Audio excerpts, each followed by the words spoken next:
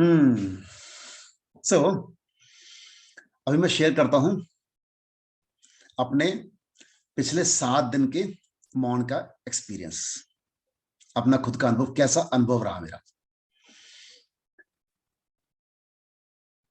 क्या पाया मैंने 7 दिन के मौन में। सी 7 दिन का मौन मैं कर पाया, यही अपने आप में पूर्ण प्राप्ति है।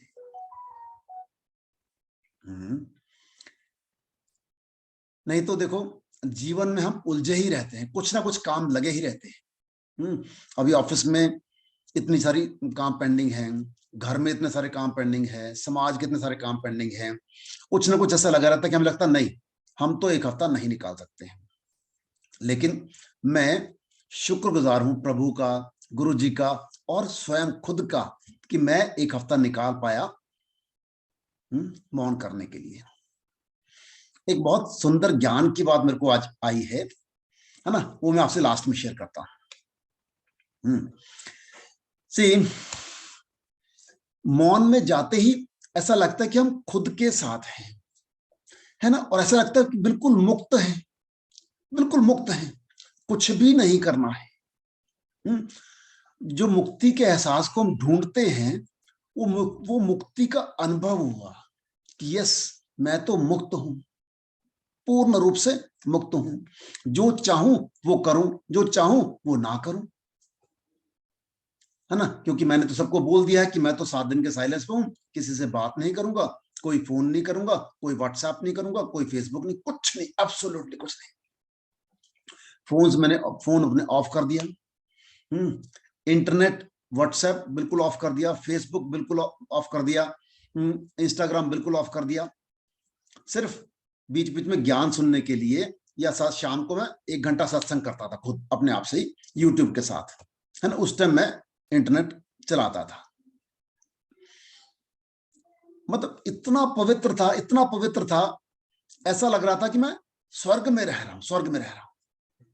पूर्ण आनंद की प्राप्ति, पूर्ण आनंद की प्राप्ति। और क्या, सी दिनचर्या में क्या किया, कम से कम 2 से 3 घंटे तो मैंने योगा किया। मेरे को योगासन करने का बहुत शौक है ना, पूरा पूरा शौक कंप्लीट किया। और तकरीबन 1.5 से 2 घंटा मैंने ग्राउंड में दिया, रनिंग की, वॉकिंग की। इस 7 दिन में मैंने 3 बार, एक बार 8 किलोमीटर रन किया, एक बार 10 किलोमीटर रन किया, फिर एक बार 10 किलोमीटर रन किया।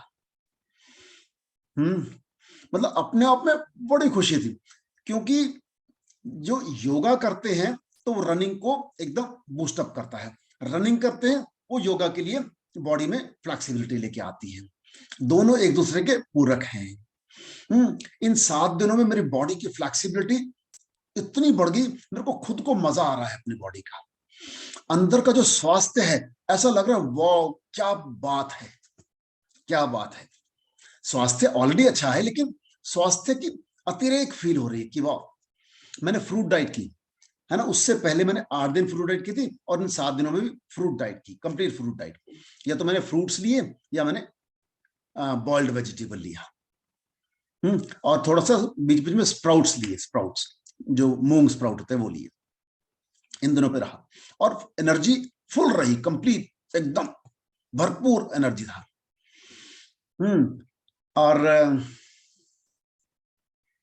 और क्या, मेरे को लगा कि बस जो जीवन है ना, योगासन ही है, योग ही है कंप्लीट। अच्छा, फिर ध्यान बहुत किया। इस पिछले बार जो मैं 7 दिन मौन में गया था उसमें ध्यान ज्यादा किया था, लेकिन इस बार मैंने योगा ज्यादा किया, ध्यान कंपैरेटिवली कम किया। वैसे अपने आप बेहतर किया, और दोनों टाइम मैंने पद्म साधना की, सुबह भी और शाम को भी। और क्या, सच में ऐसा लगा कि जीवन में जो चाहिए वो मिल गया, वो मिल गया। और ना सी मैं ऑलरेडी तृप्त हूं जीवन से, तन से, मन से, धन से तृप्त हूं, है ना। तो क्या करना है, तो मैंने संकल्प लिया कि मेरे को हिमालयन माउंटेनियरिंग इंस्टीट्यूट है दार्जिलिंग में, वहां से और या फिर नेहरू इंस्टीट्यूट ऑफ माउंटेनियरिंग है उत्तरकाशी में। इन दोनों में से एक जगह जाकर माउंटेनियरिंग की ट्रेनिंग लेनी है और फिर माउंट्स की पीक पे होके आना है। वहां पे जो ट्रेनिंग है वो ट्रेनिंग सिर्फ 17 से 45 साल तक की उम्र में होती है ना। लेकिन वहां हमने जाने से पहले ही बात की थी, वहां कुछ ना, अगर हमारी बॉडी, वो टेस्ट लेते हैं, अगर उस टेस्ट में हम तैयार हो पाए, पास कर पाए उस टेस्ट को, तो वो उसमें हमें एडमिशन देंगे। और मेरे को पूरा भरोसा है गुरु जी की ब्लेसिंग से कि मैं उन टेस्ट में पास कर पाऊंगा, डेफिनेटली कर पाऊंगा।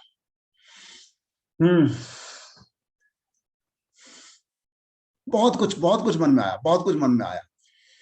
एक ट्रायथलॉन है, ट्रायथलॉन होती है, उसमें क्या करते हैं, पहले